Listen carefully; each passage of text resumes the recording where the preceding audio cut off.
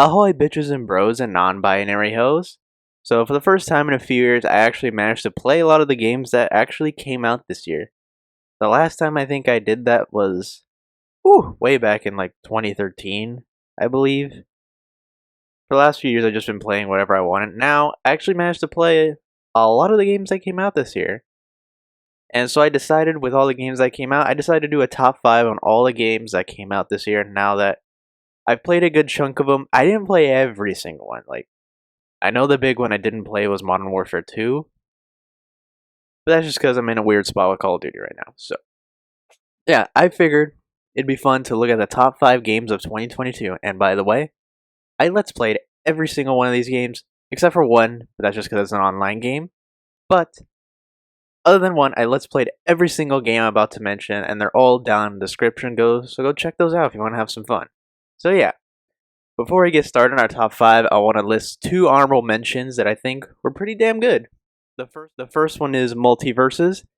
It's a Smash Bros. Clone featuring all of WB's properties, including ones from DC, Game of Thrones, oddly, like Arya Stark is in it.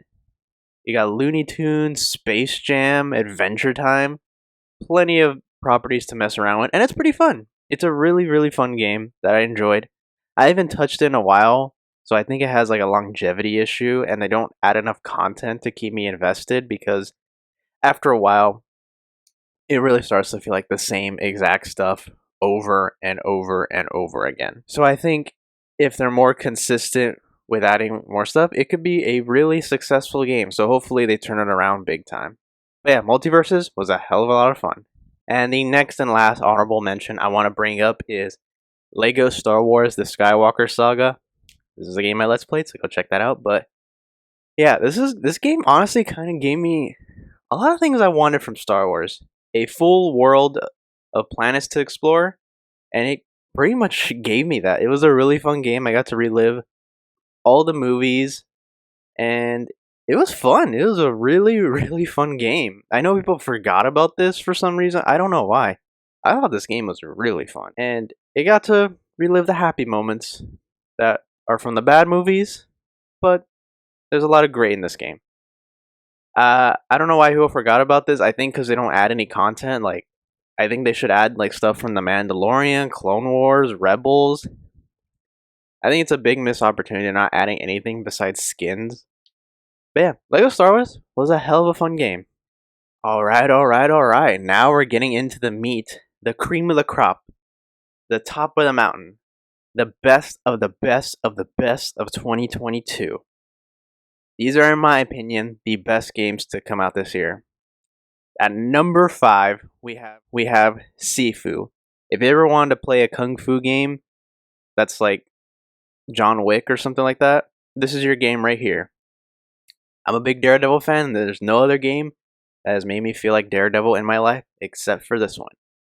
SIFU is fun as hell, but goddamn it is hard as hell. It's so hard I couldn't even beat the final boss. But other than that, it's a great game, filled with a lot of fun mechanics to just replay over and over again. The fighting is so goddamn fun. It's like straight out of a movie. There's only 5 levels, but except for the first one, all of them are pretty damn tough. And what's fun is that you can play every single level in a different way and find some new things, so it's not like you're just repeating the same thing over and over again, which is really fun. And it has a really fun mechanic where you die, where if you die, you age up a year. Let's say you have 5 deaths, and if you die, you will age up 5 years. And I think that's a really cool mechanic, and it's punishing, but it's not super punishing. You get to reward yourself, and there's abilities to make you drop your death toll a little bit, and that's pretty cool. Overall, this is just a fun mixed martial arts game that I feel like a lot of people slept on. So if you missed it, check it out. It's really fun, but be warned, it is very, very hard. It really will challenge you.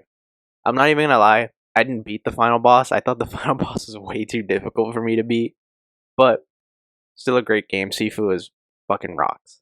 At number 4, we have the game that everybody forgot because of Elden Ring, Horizon Forbidden West. I'm a big fan of the Horizon series. I feel like it's really underrated and probably the most prettiest games we have out right now. Like, Just look at some of the footage. This game is just gorgeous. And Horizon Forbidden West is even more gorgeous than the sequel. Than the first one, I mean, sorry. Holy hell, this game is gorgeous. And some of the environments in this game just made me just go, wow. Just it's so goddamn pretty, even on a PS4, which I played it on. I can't even imagine what it looks like on PS5 or PC. Holy shit, that must look next level. But regardless, fantastic game. It's almost exactly like the first one, but a lot of changes, new weaponry, a brand new story, which I thought was really good. I didn't think it was as good as the first one, but I still really liked it and what this story leads to. Like, you straight up fight like fucking like superheroes in this. You fight like people that are like Superman, and it's cool. I thought a lot of the enemies, the new enemies they introduced, were really cool. Aloy, of course, is awesome. It's just such a fun game. I want 100% both of these games, so I'll be going back to do that eventually. They are just really cool. It's You're fighting against dinosaurs, dino robots. It's really really fun. I love Horizon Forbidden West. A lot of people really forgot about it because of Elden Ring. So when they inevitably release the third game, don't release it next to any other big game because they're just dooming it to fail. But Horizon Forbidden West is a great game. At number 3, perhaps the biggest surprise of the year for me was Stray. The cat game, of course. I didn't expect this to love this as much as I thought it would. I just thought it would be a fun, little cute cat game, but it's actually way more than that. Yeah, it's basically a game where you play as a cat, but there's a story attached to it that's actually pretty damn good. I didn't expect there to be a story that was this strong and has pretty great world building, a whole world that's interesting to just walk around and look at. And not to be like preach or anything, but compare it to like the real world, it's pretty damn fascinating what they created in this small little indie game. I was pleasantly surprised by this game, and it's really fun. It is really, really fun. It is basically like a platforming game with puzzles and challenges and obstacles in your way. It is really fun and really clever what they were able to pull off here. I know everybody there's a whole meme around this game that everybody just loves it because you play as a cat. But I think that's a little disingenuous because it really is much more than that. The story is just really fantastic without any voice acting either, which is, I feel, a rare, but I don't know. I don't play a lot of indie games, but to capture such emotion without any voice acting is pretty fantastic. Like, I gotta commend them for that. And not to mention the story, it will tug on your heartstrings. It really will. It really will get some tears out of the most manliest of men with the biggest of nutsacks. Like, it really it'll make the toughest men cry, especially the ending. But yeah, I love Stray. Really was the biggest surprise of the year for me. Yeah, Stray is cool. Number 2 and number 1. Okay, let's be real. We all know what these are gonna be, but let me just say, I know there's like heated discussions about these games online, like, oh, you're a noob because you don't like this, or oh, you're an idiot, you don't like this. Like, I see on Twitter all the time. But let me just point it out. You can like whatever of these you like. It's fine. Okay. I love both these games pretty much almost equally. Almost. Both of these games fucking rock. Okay. This is just a personal preference of mine. Alright, I just want you to know, I think both of these games are 10s, okay? This is just what I preferred, okay? So, let's get into it. At number 2 is Elden Ring. If you ever want to play a game that's like Lord of the Rings mixed with like Game of Thrones and Dark Souls, then this is your game right here. Holy fucking shit, the world in this game is unbelievable. The amount of detail that went into it is just insane.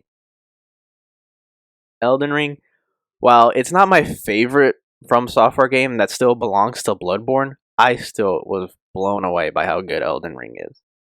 I will say though, just a minor complaint, I do think some of the bosses, especially towards the end, maybe this just could have been me, like I didn't do enough exploring or leveling up, but I was level like 175, I believe, by the time I hit the final bosses, and they were just damn near ridiculously hard.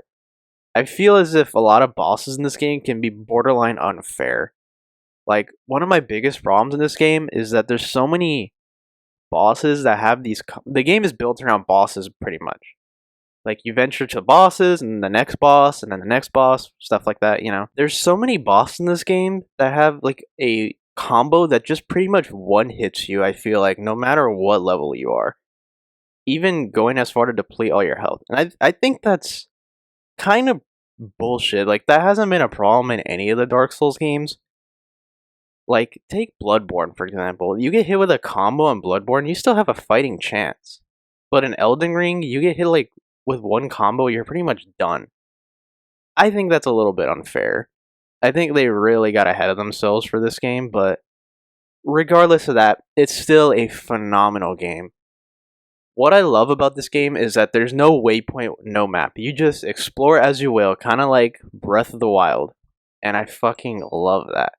It is, I will say it's overwhelming at first because it's such a big world you could just roam around in. And you can see in my first Let's Play, my first video, I was just like, holy fuck, what the hell do I do? So that might be a little bit of a complaint for some people. You have to look up so much stuff, like what to do, where to go, how do I get a better weapon, stuff like that. And I think that could be a really big turnoff for some people, which I understand. That's really subjective, but for me personally, I did really like that a lot, like having to just venture around, see where it leads you. Maybe you run into a boss that'll just fucking decimate you. It's just a big fucking blast. Elden Ring, probably one of my favorite gaming experiences of all time, even though it fucking pissed me off sometimes. Holy shit. But yeah, Elden Ring is a fucking masterpiece. I can absolutely see why some people think this is the best game of all time. There's just so much to do. I haven't even like scratched the surface of this game. Like, there's so much to look at, so much to explore. I look forward to playing it again. But yeah, if you haven't played Elden Ring, I highly recommend it, but just know it's a hard son of a bitch that's gonna make you cry the manliest of tears. Alright, number one. Alright, who am I kidding? We all know what it is. It's God of War Ragnarok. Alright, God of War. Holy fucking shit, where do I even begin with this game? I feel everything is just perfect in this game. The graphics, phenomenal. They improved upon the first one. I thought the first one was like a 10.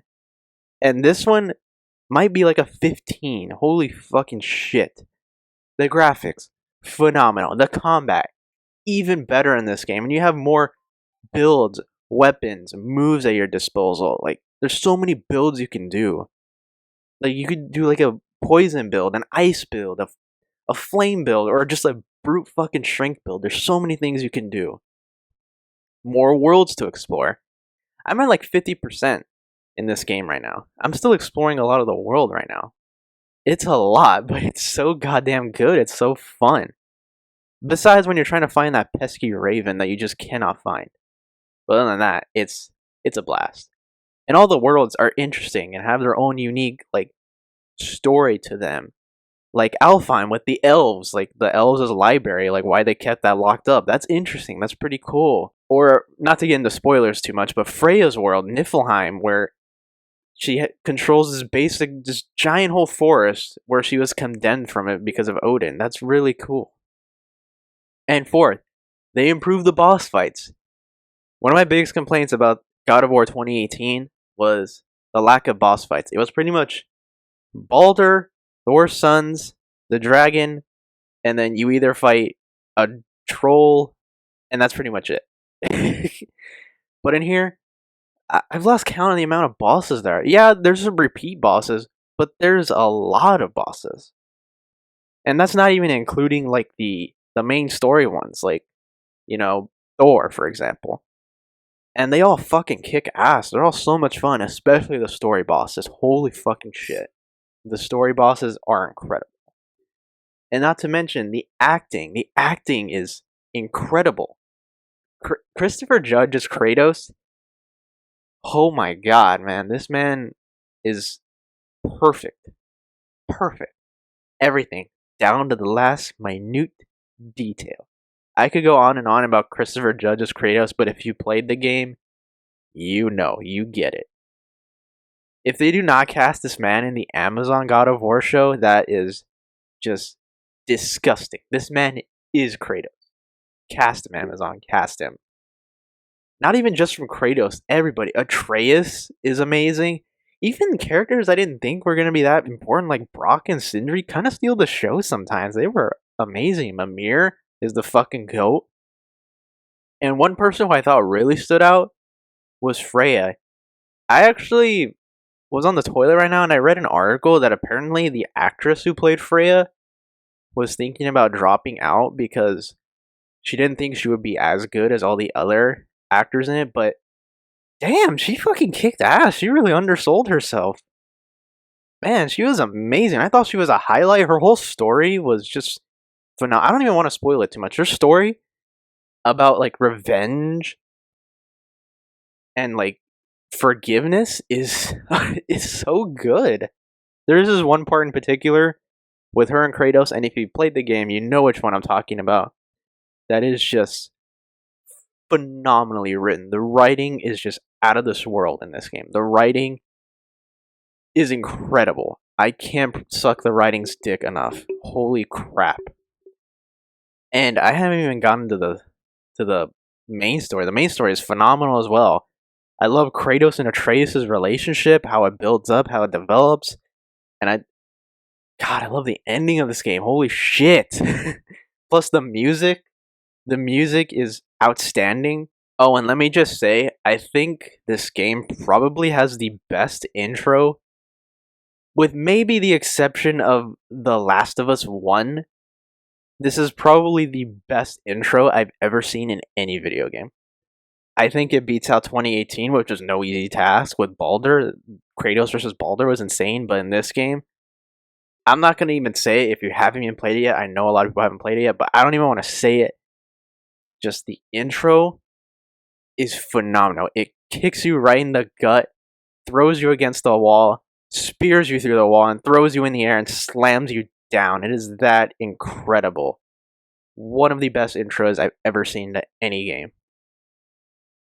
I I was like too stunned to speak when I was playing that part. Holy fuck. But yeah, I cannot suck this game's dick any longer. God of War Ragnarok is a masterpiece. It not only met my expectations, it exceeded all of them. From acting, story, gameplay, bosses, fucking music. It exceeded everything.